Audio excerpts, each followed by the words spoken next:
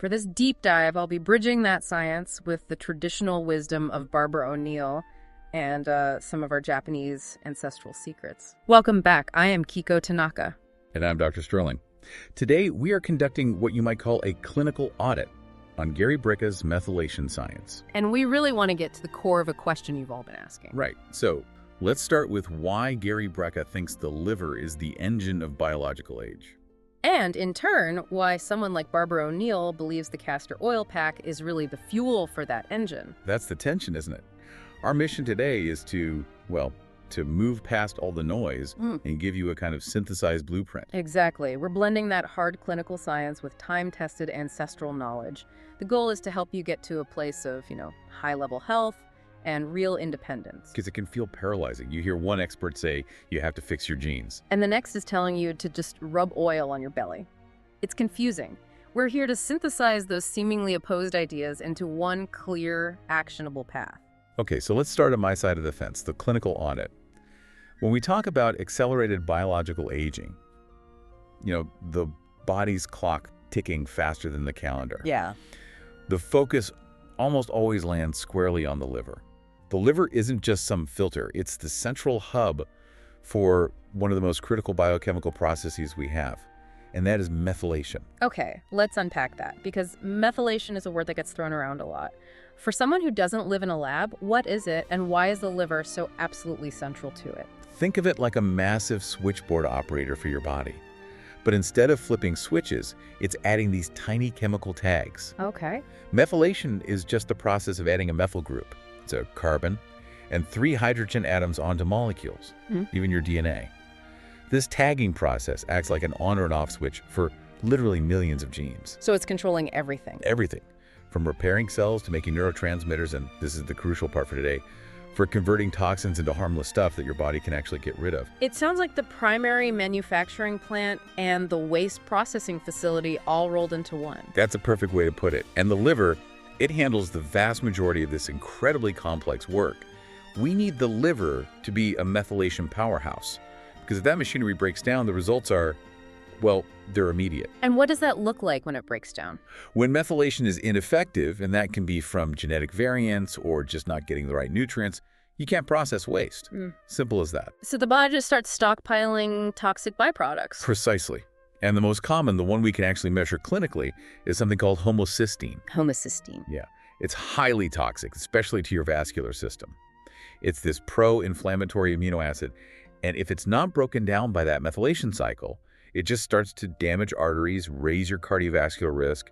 It just accelerates aging across the board. So high homocysteine, low energy. That's a sign the whole system is struggling. It's a huge red flag that your cellular machinery is struggling. So the modern biohacking goal, it has to be structural. It's not about a quick fix detox. Right. It's about tuning the internal mechanism, the engine, so it can perpetually process its own waste. You have to fix the engine so the engine can clean itself. That's the whole point. And this brings us to that huge conceptual chasm, doesn't it? We've established the engine and the need for this precision mechanical function. How does the ancestral guide approach the exact same problem of a sluggish, inefficient liver? Well, if we accept your analogy, the liver is this magnificent, sophisticated engine.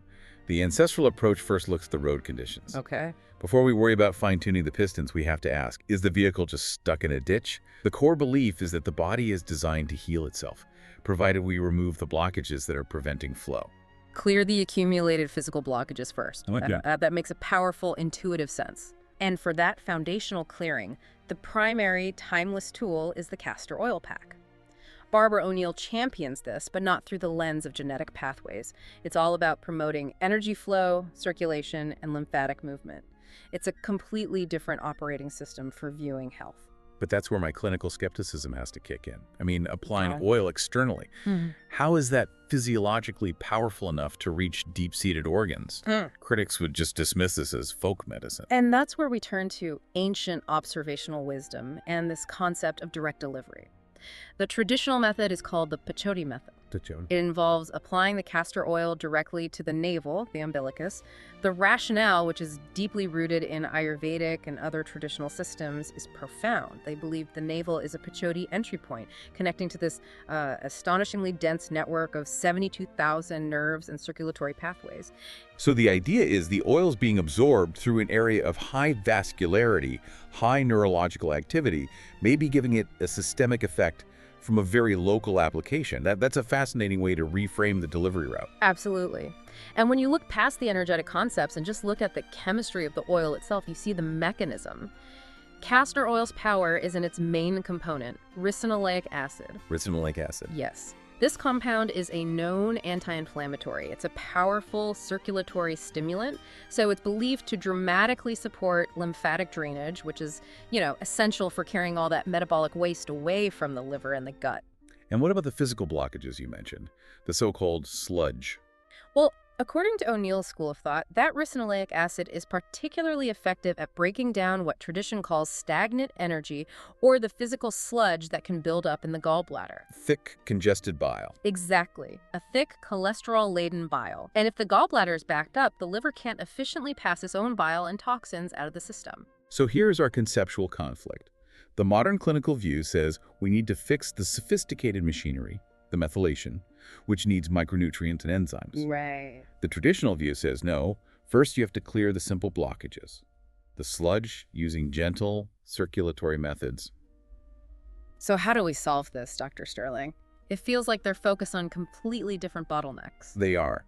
But think of it this way. If you have a perfectly tuned Ferrari engine, but the fuel line and the exhaust pipe are clogged with tar, that engine is functionally useless. it's useless. We need a bridge, we need a missing link, something that respects the need to clear that stagnation while at the same time creating the optimal environment for those complex, temperature-sensitive methylation enzymes you talked about. I see where you're going with this. And this is where we introduce what I call the Kiko twist. It's an elegant, simple Japanese ancestral bridge that unifies both worlds. Heisokyu. Heisokyu. Now, is that traditional Japanese moxibustion? It can be. Heisokyu literally translates to navel heat. But the tradition is really focused on creating a deep internal warmth to warm the center. For our purposes, we're focusing on the simplest, safest application, just applying gentle, sustained heat over the navel, a warm stone, a specific heat pack, something like that. And the protocol integrates this with the castor oil. Precisely. That's the Heisokyu synergy. You follow the Pachodi method, apply the castor oil to the navel, and then you place a consistently warm compress or stone over that area for a sustained period. Okay, so what is this actually doing? It's providing this incredible dual action mechanism. For the traditional side, the heat dramatically increases the permeability of the skin, so that ricinoleic acid in the castor oil absorbs much more deeply, more effectively. It drives it in. It drives it in and it helps soften that sludge. But for your side, for the sophisticated methylation engine, this is where the science really locks in. How does external heat impact internal biochemistry? That sustained warmth? It activates the liver's circulation, sure, but more importantly, it provides the necessary thermal energy required for efficient enzymatic function.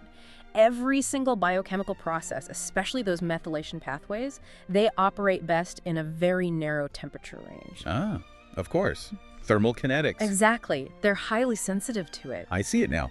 That is the critical aha moment. The enzymes. They're just proteins.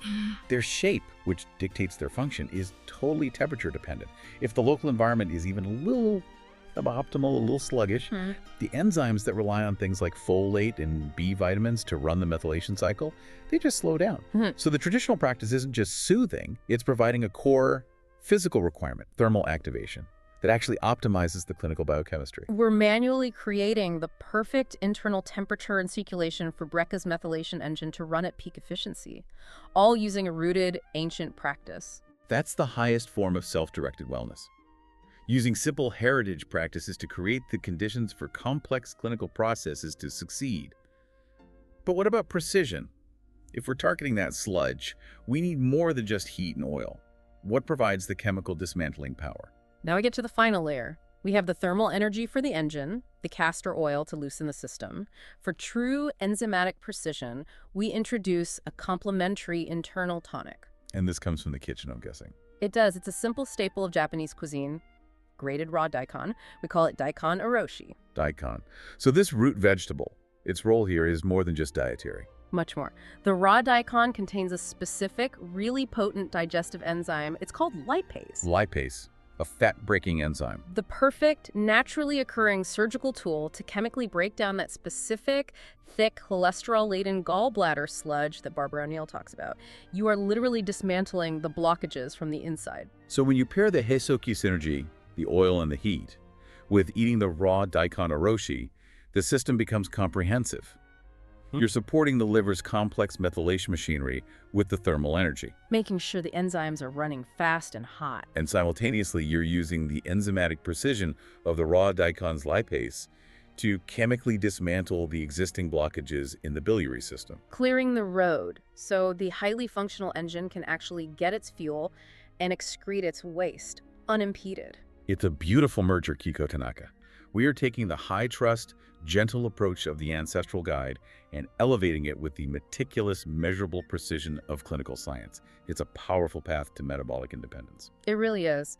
We've shown that this simple, rooted practice, the castor oil and Heisoki heat, it provides the necessary environmental conditions for those sophisticated clinical processes, like Brecka's methylation, to actually succeed. It proves that health doesn't always require complexity. It requires synergy. When we honor the simple, fundamental needs of the body, the really complex systems just fall into place. It's empowering, isn't it?